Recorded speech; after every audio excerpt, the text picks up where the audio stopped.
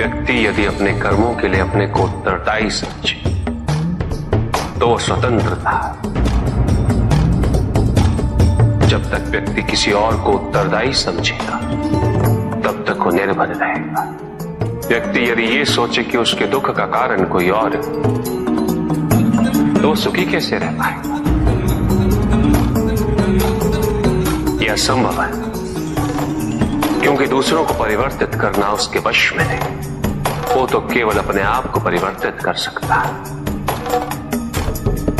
यही एक स्वतंत्रता है उसके पास। जो पीड़ा है, जो कष्ट है, वो व्यक्ति के अपने फल है, अपने निर्णय के फल। और जिस दिन वो अपने निर्णय परिवर्तित कर ले उसी दिन उसके जीवन में परिवर्तन भी आ जाएगा। अनुशासन एक ऐसी आंतरिक अवस्था है जो व्यक्ति के स्वभाव का, उसके संस्कार का भाग बन जाती है। जब अनुशासन एक कार्य प्रतीत नहीं होता है जिसे पूर्ण किए जाने की आवश्यकता हो,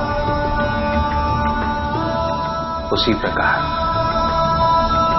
जैसे श्वास लेना एक प्राकृतिक प्रक्रिया है जो निरंतर चलती रहती है, उसके लिए प्रयास नहीं करना पड़ता। अभी तो मन में उत्पन्न होने वाला लोभ, अहंकार और महत्वाकांक्षा है।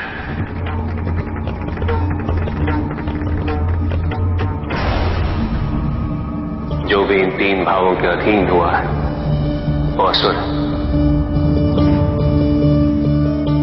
जब तक ये तीनों अवगुण इस संसार में रहेंगे, संसार पे कोई ना कोई संकट मंडराता रहेगा।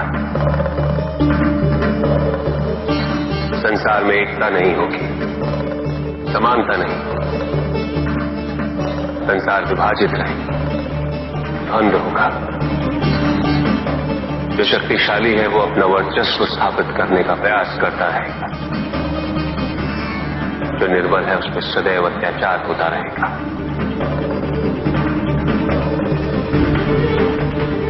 फिर कोई शक्तियों को अर्जित कर भ्रमित होगा,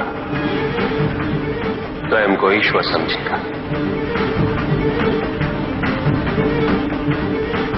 और उसका विनाश करने हेतु ईश्वर पुनः किसी न किसी रूप में अवतरित होंगे। पूजित का साक्षात सामने होना मन को भटकने नहीं देता, किंतु जो सच्चे भक्त हैं, भगवान तो उनके मन में, उनके हृदय में निवास करते हैं। जिनके हृदय में श्रद्धा है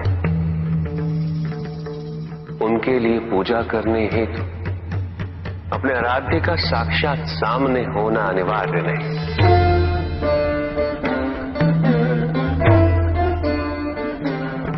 वो तो अपने मन के नेत्रों से प्रतिपल उनके दर्शन पा रहे हैं।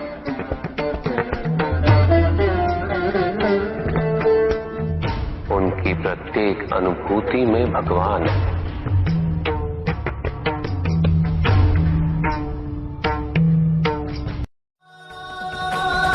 जीवन के महत्वपूर्ण 4 स्तंभ हैं: धर्म, अर्थ, काम और मोक्ष। चारों की महत्ता एक समान होती है।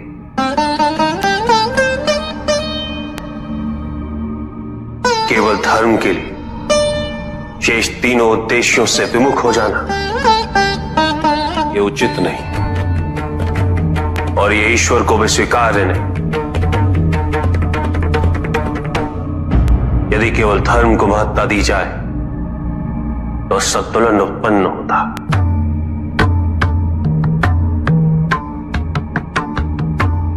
परिणाम स्वरूप जीवन में जब भी इस प्रकार का कोई संकट उत्पन्न होता है तो मनुष्य संपूर्ण रूप से स्वयं को ईश्वर के प्रति आश्रित कर देता है। वो स्वयं कोई प्रयास नहीं करता। वो इस भ्रम में जीने लगता है कि ईश्वर आएंगे और उसकी सहायता करेंगे।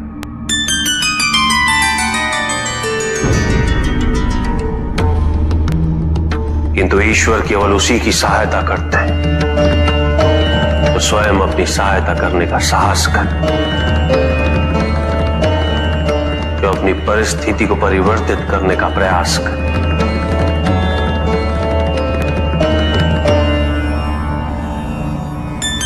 अपनी भूल को स्वीकार करने के लिए साहस की आवश्यकता होती है, और यदि अपनी भूल का आभास हो जाए तो क्षमा मात्र एक औपचारिकता है।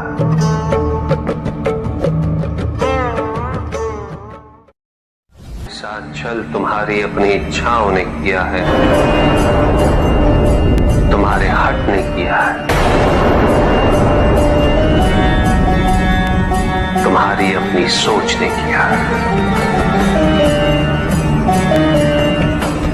ये रहस्य नहीं कि प्रत्येक आत्मा मुक्ति की इच्छुक होती है। जो मरता है वो है पंचभूतों से निर्मित शरीर।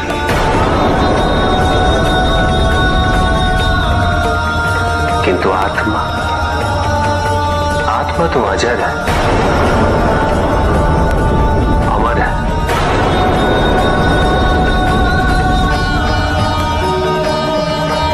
जिसकी यात्रा मोक्ष पर संपूर्ण होगी।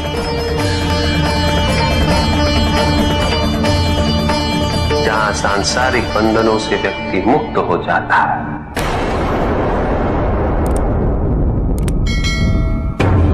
सारी इच्छाएं लुप्त हो जाती। किंतु तुमने तो कभी सत्य की खोज ही नहीं की। तुम तो सदैव उन तत्वों को ढूंढते रहे जो तुम्हारे अहंकार के पोषण हेतु आवश्यक थे।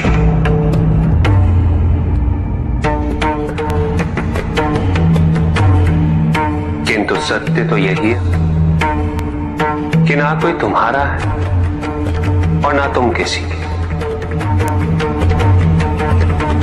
जो है वो परमात्मा का है,